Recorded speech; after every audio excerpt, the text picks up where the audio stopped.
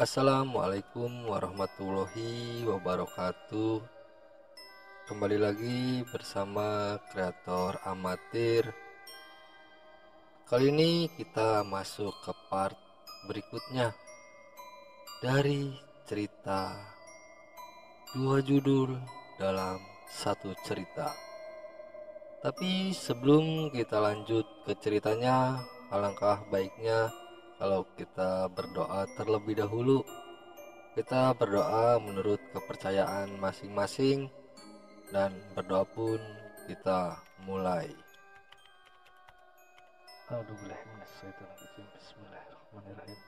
Allahumma inni nas'alukal salamatan fid din wa afiatan fil jasad wa ziyaratan fil ilmi wa barakatan di rizki wa taubatan qoblal maut wa rahmatan indal maut wa magfiratan ba'dal maut. Allahumma hawin alaina fi syakaratul maut wan nazata minnan nar wal afwa indal hisab. Sadaqallahul adzim. Berdoa selesai. Inilah ceritanya. Setelah Warto pamit dari pondok tersebut, kini Sony mulai belajar agama di pondok tersebut, dan berbagai pelajaran diberikan kepada Sony. Karena Sony orangnya yang gampang mencerna apapun, jadi Sony sudah sedikit menghafal pelajaran, baik bacaan dan juga artinya, ataupun mempraktekannya. Kini Sony sudah sebulan belajar dengan santri yang lain di pondok itu.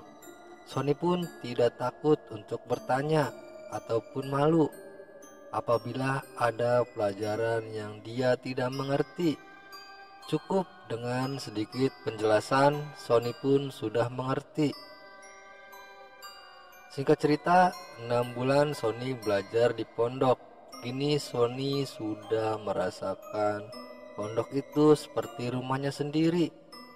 Para seniornya sudah seperti kakak-kakaknya sendiri, dan yang seangkatannya sudah sebagai saudara dan adik-adiknya.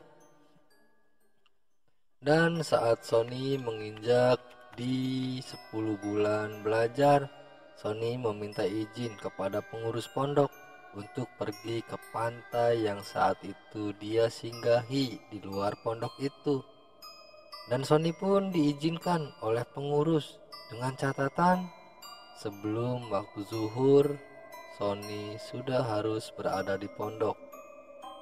Saat Sony berada di pantai dan terus melafalkan ayat-ayat yang sudah dia pelajari, terlihat beberapa orang anak muda di sekitaran pantai, tepatnya di 10 meter dari tempat Sony berada saat ini. Terdengar mereka saling bercakap tentang ajaran-ajaran di padepokan mereka. Mereka sedang membicarakan tentang ilmu-ilmu pelet dan sebagainya. Saat itu juga Sony berpikir, kenapa di tempatnya belajar tidak diajarkan tentang ilmu-ilmu tersebut? Sampai akhirnya Sony pun memberanikan diri untuk bergabung dalam percakapan mereka. Sony pun menanyakan tentang ilmu yang mereka bicarakan. Bahkan Sony pun menanyakan tentang solusi untuk mengembalikan pasangannya yang sudah direbut oleh temannya sendiri. Dengan senang hati, mereka pun menerangkan apa yang Sony tanyakan sedetail mungkin. Bahkan Sony pun diberikan selembaran amalan-amalan mereka. Mereka pun menjelaskan bagaimana cara mengamalkannya. Singkat cerita, Sony pun sudah kembali lagi ke pondok untuk mempersiapkan melaksanakan ibadah sholat zuhur. Lembar kertas yang sudah diberikan orang tadi dirahasiakan oleh Sony. Sony menyimpan lembaran kertas tersebut di tempat yang tidak akan diketahui oleh orang lain. Dan waktu zuhur pun tiba. Sony pun menjalankan aktivitasnya seperti biasa dan mulai belajar lagi seperti biasa. Setelah belajar, Sony pun mulai membuka lembaran tersebut dan mulai mempelajarinya. Tiba 2 hari setelah pertemuan Sony dengan orang dari suatu padepokan, Sony pun merasakan penasaran tentang ilmu-ilmu tersebut dan bermaksud menanyakan kepada Pak Kiai. Sony pun berlalu menghampiri Pak Kiai Husain. "Assalamualaikum Pak Kiai," ucap Sony. "Waalaikumsalam Nak Sony," jawab Pak Kiai. "Pak, ada yang mau Sony bicarakan. Apa bisa Pak?" tanya Sony. "Iya Nak Sony, silahkan," jawab Pak Kiai. "Jadi gini Pak, Sony mau tanya tentang ilmu pelet atau sejenisnya Pak Kiai. Apakah itu diperbolehkan di agama kita Pak Kiai?" tanya Sony. "Pelet itu termasuk perbuatan sihir, sedangkan sihir hukumnya haram, termasuk perbuatan kekufuran yang menyebabkan pelakunya keluar dari Islam atau murtad, jelas Pak Kiai. Jadi pelet termasuk perbuatan sihir, maka mempelajari dan melakukannya termasuk perbuatan haram, bahkan kesyirikan dalam kesyirikan yang besar yang mengeluarkan pelakunya dari Islam, terang Pak Kiai lagi. "Itu hanya keterangan singkat Nak Sony. Segitu apa kamu paham dan mengerti Nak Sony?" tanya Pak Kiai. Sony pun mengangguk dan permisi dari ruangan Pak Kiai Husain. Singkat cerita, seminggu kemudian Warto memberi kabar pada Sony bahwa adik Sony yang masih kecil pun mengalami musibah. Yatna sakit dan meninggal dunia. Maka Warto dan Sony pun meminta izin kepada pengurus pondok dan juga Pak Kiai Husain untuk pulang sejenak karena ada kabar duka di keluarganya Sony. Dengan dijemput oleh Warto, alhasil pihak pondok pun mengizinkan Sony untuk pulang.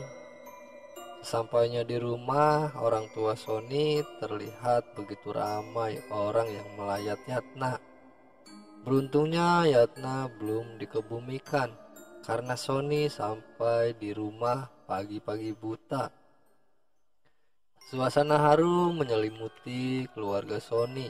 Tangisan pun tak henti-hentinya menyelimuti keluarga Sony. Begitu juga dengan orang tua Sony. Setelah pemakaman selesai, terdengar pertanyaan demi pertanyaan daripada tetangga mengenai Yuli, sang istri dari Sony. Sony tidak bisa memberikan jawaban yang sebenarnya. Sony hanya bisa menutup-nutupi permasalahan yang sedang dia alami. Lagi-lagi Sony melihat sosok wanita yang menyerupai Yuli. Namun ditepisnya bayangan itu dengan bacaan-bacaan yang sudah Sony pelajari. Dan akhirnya Sony kembali ke pandangan normalnya. Tepat di malam ketiga sepeninggalan Yatna, Sony pun teringat dengan lembar kertas yang diberikan oleh orang-orang dari suatu padepokan yang berisikan amalan puter gili yang diberikan orang yang ditemuinya di pantai. Maka Sony pun membuka lembaran tersebut dan melihat bacaannya dan syarat-syarat yang harus dilakukannya. Setelah semuanya sudah dipahami, Sony pun memutuskan untuk melakukannya setelah 7 hari meninggalnya Yatna. Walaupun Pak Kiai sudah menjelaskan tentang hukum melakukan ilmu tersebut, tapi karena bayang-bayang Yuli yang masih selalu datang dalam pikiran Sony, Rasa cintanya terhadap istrinya masih sangat besar dirasakan oleh Sony. Tepat malam harinya, Sony pun bersiap-siap untuk melakukannya. Pertama-tama, Sony harus membersihkan diri terlebih dahulu untuk melakukan ritual tersebut.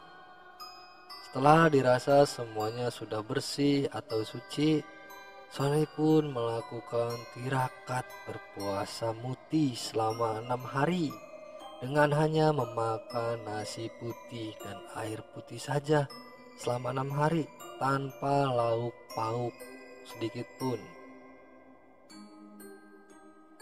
Dan di hari ketujuh, Sony pun mulai mengurung diri dalam kamar dengan melakukan tirakat pati geni 1 hari 1 malam. Di hari ke-8, Sony melakukan selamatan dan doa-doa untuk menghormati keluarga di alam lain.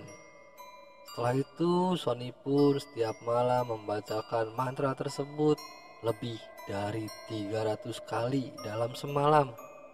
Selama itu pula Sony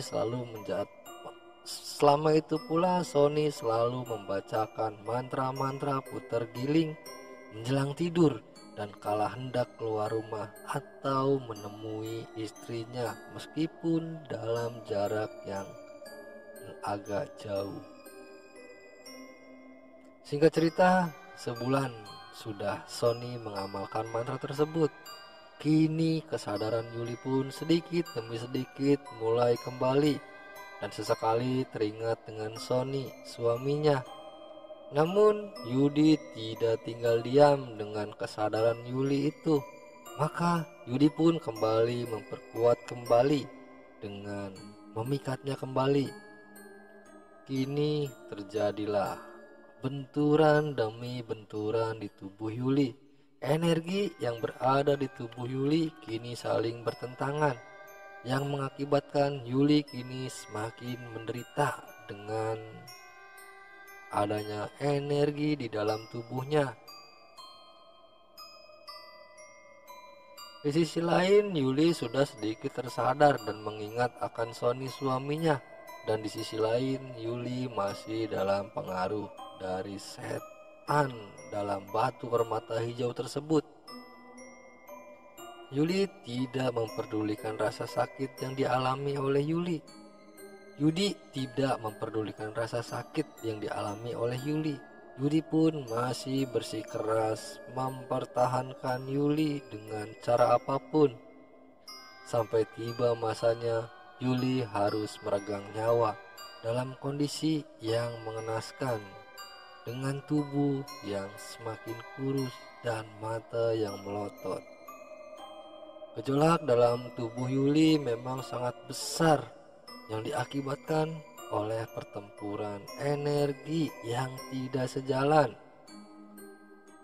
dan tekanan batinnya yang dipengaruhi oleh energi-energi yang membuat Yuli tidak bisa mengendalikan semuanya. Di tempat lain, mendengar kabar duka kalau Yuli sudah meninggal, Sony pun sangat terpukul dan menyesali bahwa tidak seharusnya dia melakukan semua ini terhadap Yuli. Begitu juga dengan Yudi yang sangat murka terhadap Sony, karena Yudi tahu kalau Sony berusaha menarik kembali sukma Yuli pada tubuhnya dengan melakukan putar giling sukma. Karena amarahnya, Yudi pun kembali menggunakan batu mustika hijau tersebut dengan tujuan untuk menghancurkan hidup Sony dan bahkan untuk membunuh Sony. Namun siapa sangka Sony yang sekarang tidaklah seperti Sony yang dulu. Sony yang sekarang sedikit demi sedikit dan dengan mendekatkan diri kepada Allah bisa menahan segala serangan dari Yudi, walaupun hanya sedikit, setidaknya bisa untuk bertahan. Sony masih mampu walau harus mengerahkan seluruh tenaganya dalam berzikir. Sampai tiba saatnya Sony merasa lelah dengan serangan demi serangan yang dikirimkan oleh Yudi. Sony pun pasrah akan apa yang akan menimpa Sony. Sony pun pasrah dengan apa yang akan menimpa Sony selanjutnya. Di tempat lain, Warto yang mendapatkan firasat tidak enak tentang temannya memutuskan untuk menghampiri Sony. Setelah bertemu dengan Sony, Warto tidak percaya dengan kondisi Sony yang dilihatnya. Wajahnya pucat, lemas, kurus, seperti sudah tidak berdaya lagi. Sebisa mungkin Warto membantu dengan memohon doa kepada Sang Pencipta agar temannya bisa bertahan setidaknya sampai urusannya selesai dan sampai ikhlas berserah kepadanya. Karena sejatinya saat ini Sony belum sepenuhnya ikhlas berserah diri kepadanya. Karena tidak tega dengan kondisinya, Warto pun meminta bantuan Pak Kiai untuk sudinya datang ke tempat Sony. Akhirnya Pak Kiai Husain pun menyanggupinya dan akan datang sore harinya. Sore hari yang ditunggu kini pun tiba. Dan Pak Kiai Husain sampai di tempat Sony dengan para ustadz dan para santri yang dibilang simpati dengan Sony. Dengan dijemput oleh Warto di persimpangan jalan dan diantarkan ke rumah Sony. Setelah melaksanakan sholat maghrib berjamaah di musola terdekat, mereka pun mulai melantunkan ayat-ayat suci untuk memohon penyembuhan Sony. Namun hal yang tidak diduga pun tiba. Suatu ledakan terdengar jelas dari luar rumah. Keluarga Sony panik, namun Kiai dan yang lain tampak tenang dan khusyuk membacakan ayat-ayat suci dan tidak gentar menghadapinya. Masih fokus dalam lantunan-lantunan ayat suci, dan Pak Kiai mulai melakukan ruqyah kepada Sony. Mula-mula tubuh Sony mengerang kesakitan dan berteriak tak tentu arah. Tubuhnya menggeliat layaknya cacing kepanasan. Sampai datangnya waktu Isya pun Sony masih belum bisa disembuhkan. Akhirnya mereka menghentikan pengobatannya, lalu melaksanakan sholat Isya berjamaah di rumah kediaman Sony beserta keluarganya.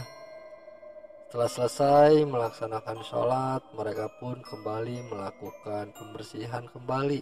Namun salah satu dari murid Kiai Husain berkeliling mengitari rumah orang tua Sony dan menemukan sesosok wanita sedang tertawa mentertawakan mereka yang ada di dalam. Lantas murid Kiai tersebut menghampirinya dan mencoba mengusirnya. Tapi kekuatan energi dari makhluk itu sangatlah kuat dan membuat murid Kiai itu terjatuh dan tersungkur.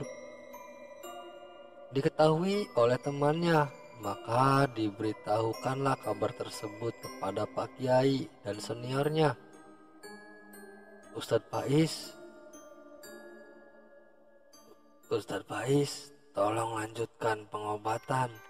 Bapak akan melihat keluar dulu, ucap Kiai Husain. Iya Pak Kiai, jawab Ustadz Faiz. Mereka yang di dalam pun melanjutkan ruqyahnya dan melantunkan doa-doa kepada Allah. Sedangkan Pak Kiai beserta Ustadz Sueb keluar menghampiri makhluk tersebut dan bernegosiasi. Sulit untuk bernegosiasi dengan makhluk tersebut, maka dengan terpaksa Kiai memberikan teguran keras. Mendapat teguran keras dari Kiai, makhluk itu pun mencoba menyerang mereka berdua. Namun mereka berdua tidak melawan sama sekali, hanya zikir yang terucap dari mulut Kiai dan Ustadz Sueb. Meskipun serangan demi serangan tertuju pada mereka, mereka masih enggan untuk melawannya. Mereka hanya sedikit mendapatkan luka akibat serangan mereka. Dengan tenang, Kiai dan Ustadz Syu'ebun berkata, "Aku akan mengembalikan kau kepada Tuhanmu dan penyuruhmu, wahai iblis terkutuk." Bersambung. Kita saksikan kelanjutannya di part berikutnya.